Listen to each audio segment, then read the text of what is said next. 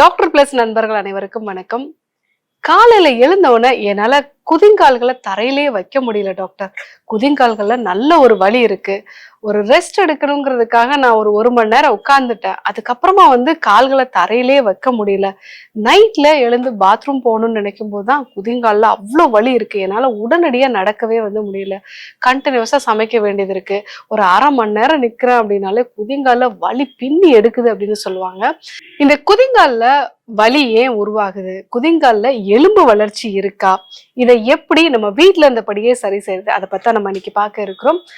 குதிங்கால் அப்படிங்கிறது கால்ல கால்கேனியஸ் அப்படிங்கிற ஒரு எலும்பு இருக்கும். இந்த கால் எலும்பு நம்மளுடைய பாதத்தின் முன்னாடி இருக்கக்கூடிய சின்ன சின்ன எலும்புகளோட பிளான்டார் ஃபேசியா அப்படிங்கிற ஒரு கடினமான சவ்வு மூலமா தான் இணைக்கப்பட்டிருக்கும். இந்த பிளான்டார் ஃபேசியால ஒரு பாதிப்பு வருது, யாருக்கெல்லாம் இடுப்புல வலி இருக்கு, இல்லைன்னா முழங்கால்ல பாதிப்பு இருக்கு, இல்ல அவங்க போடக்கூடிய செப்பல்ஸ் ரொம்ப ஹார்டா இருக்கு அப்படின்னா இந்த குதி எலும்பு அப்படிங்கிறது இந்த பிளான்டார் ஃபேசியான்னு இருக்கக்கூடிய இந்த பகுதியை தொடர்ந்து அழுத்திக்கிட்டே இருக்கும். அந்த மாதிரி அழுத்தம் உண்டாகும் போது அங்க ஒரு வீக்கம் இருக்கும். எப்படி நம்ம கையில அடிச்சா ஒரு வீக்கம் உண்டாகுதோ அந்த மாதிரி ஒரு வீக்கமும் ஒரு சிவத்தலும் உண்டாகும். சோ அதனாலதான் நமக்கு முதல்ல என்ன ஆகுது, ஒரு ரெஸ்ட் எடுத்தும் போது அந்த பகுதியில நல்ல ஒரு வீக்கம் உண்டாயிருது. நம்ம திருப்பியும் நடக்கும் போது அந்த வலியோட அளவு ரொம்ப அதிகமாகுது. இது பெரும்பாலும் நம்ம இடுப்பு பகுதியிலயோ இல்ல முழங்கால் பகுதிகளிலயோ ஏதோ ஒரு பாதிப்பு இருக்கும் பொழுது மொத்த உடலோட வெயிட்டுமே இந்த குதிங்கால்கள்ல நம்ம தாங்க ஆரம்பிக்கும் போதுதான் இந்த பிரச்சனை வருது. சில பேர் ரொம்ப ஹார்டான செப்பல்ஸ் போட்டிருப்பாங்க, இல்ல தேய்மானமான செப்பலே ரொம்ப நாளா போட்டிருப்பாங்க. அந்த நிலைகளையும் இந்த குதிங்கால்ல பாதிப்பு இருக்கும். நான் ஆல்ரெடி சொன்ன மாதிரி ஒரு வீக்கம் அந்த இடத்துல வருது அப்படின்னா இயற்கையாகவே நம்ம உடம்பு எங்கெல்லாம் தொடர்ந்து ஒரு அழுத்தம் இருந்துட்டே இருக்கோ அந்த இடத்துல போய் கால்சியமை அங்க ஸ்டோர் பண்ண வைக்கும்.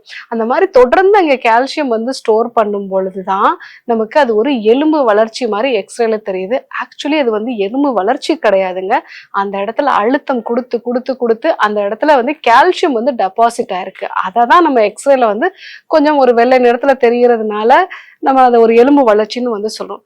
சரி டாக்டர், இது வந்துருச்சு, என்னதான் இதுக்கு தீர்வு அப்படின்னா, ஸோ நீங்க செப்பல்ஸ் ரொம்ப ஹார்டா யூஸ் பண்றீங்களா, இல்ல தேய்மானம் அடைஞ்ச செப்பலை யூஸ் பண்றீங்களான்னு பாருங்க. அதை மாத்திட்டு எம்சிஆர் செப்பல்ஸை யூஸ் பண்ணுங்க. அதாவது மைக்ரோசெல்லார் ரப்பர் நம்ம சொல்லுவோம். இந்த டைப் ஆஃப் செப்பல்ஸை நீங்க யூஸ் பண்ணும் பொழுது உங்களுக்கு அந்த குதியில இருக்கக்கூடிய அழுத்தம் கொஞ்சம் குறையும். ரெண்டாவது, உங்களுக்கு முழங்கால் மூட்டுலயோ இடுப்புலயோ வலி இருக்கு அப்படின்னா அதற்கான பயிற்சிகளையும் சிகிச்சை முறைகளையும் ஃபாலோ பண்ணுங்க. ஸோ அங்க உங்களுக்கு நல்ல பலப்பட்டுருச்சு அப்படின்னா குதிங்காலுக்கு அதிகமான அளவுக்கு அழுத்தம் நீங்க கொடுக்க மாட்டீங்க. மூன்றாவது, இந்த வலி கொஞ்சம் உடனடியா குறையணும் அப்படின்னா நல்ல ஒரு பக்கெட்ல சுடு தண்ணி, அந்த சுடு தண்ணியில கல்லுப்பு போட்டுக்கோங்க. இன்னொரு பக்கெட்ல ஐஸ் கியூப்ஸ் போட்ட தண்ணி வச்சுக்கோங்க. இதுல ஒரு 5 நிமிஷம் சுடு தண்ணி கல்லுப்பு போட்ட அந்த ஒரு தண்ணியில ஒரு 5 நிமிஷம், ஐஸ் கியூப்ஸ் போட்ட தண்ணியில ஒரு 5 நிமிஷம், இந்த மாதிரி மாத்தி மாத்தி ஒரு அரை மணி நேரம் நீங்க வச்சீங்க அப்படின்னா அந்த குதிங்கால்ல இருக்கக்கூடிய இன்ஃப்ளமேஷன் வீக்கம் குறையும். அதனால உங்களுக்கு அந்த வலி குறைய ஆரம்பிக்கும். சோ அடுத்ததா உங்களுடைய கெண்டைக்கால் தசைகளுக்கும் கால்களுக்கும் மகாராஜா தைலம் வச்சுட்டு நல்ல ஒரு மசாஜ் மாதிரி பண்ணிடுங்க. மசாஜ் பண்ணிட்டு உங்க குதிங்கால்களை மட்டும் உயர்த்தக்கூடிய ஒரு பயிற்சி. அதாவது நீங்க ஒரு கட்டுல பிடிச்சிட்டு குதிங்கால்களை மட்டும் உயர்த்தி உயர்த்தி தரையில வைக்கிறது. இந்த ஒரு பயிற்சியை ஒரு 20 முறையா 3 முறை நீங்க பண்ணிடுங்க. ஸோ அந்த மாதிரி பண்ணும் பொழுதும் அந்த குதிங்கால்களுக்கு கீழே இருக்கக்கூடிய பிளான்டார் ஃபேசியா நல்ல ஸ்ட்ரென்தன் ஆகும். இதனாலையும் உங்களுக்கு வலி குறையிறதுக்கு வாய்ப்பு இருக்கு. இதற்கான ஒரு ஸ்பெசிபிக்கான ஒரு மூலிகை என்னன்னு பாத்தீங்கன்னா கோரைக்கிழங்கு. இந்த கோரைக்கிழங்கு அப்படிங்கிறது குதிங்கால் வலிகளை சரி செய்யக்கூடிய மிக முக்கியமான ஒரு மூலிகை. இந்த கோரைக்கிழங்கை நம்ம சூரணம் பண்ணி ஒரு 2 கிராம் அளவுக்கு காலை இரவு 2 வேளையும் வெது வெதுப்பான வெந்நீரோட உணவுக்கு முன்னாடி நம்ம எடுத்துக்கணும். அந்த மாதிரி எடுத்துக்கும் போது குதிங்கால்கள்ல உண்டாகக்கூடிய இந்த வலி குறைய ஆரம்பிக்கும். இன்னும் கிராமப்புறங்கள்ல எல்லாமே ஒரு சிகிச்சை முறை இருக்கு. அதுவும் பலன் அளிக்கக்கூடிய ஒரு விஷயம்தான்.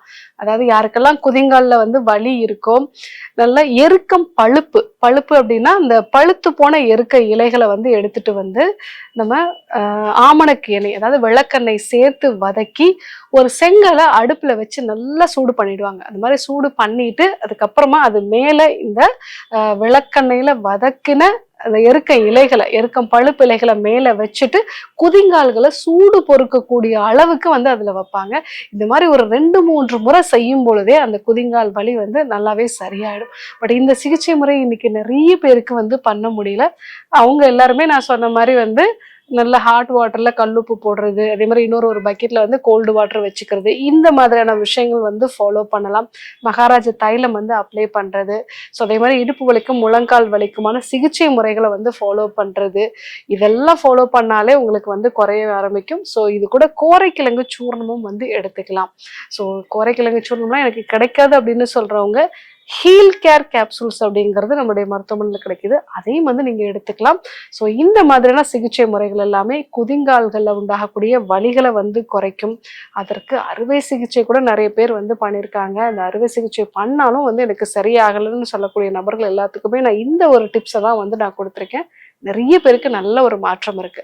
ஸோ குதிங்கால் வலி அப்படிங்கிறது பாடா படுத்துது என்ன அப்படின்னு சொல்லக்கூடிய நபர்கள் நான் சொன்ன இந்த விஷயங்கள் எல்லாம் வந்து ஃபாலோ பண்ணுங்க.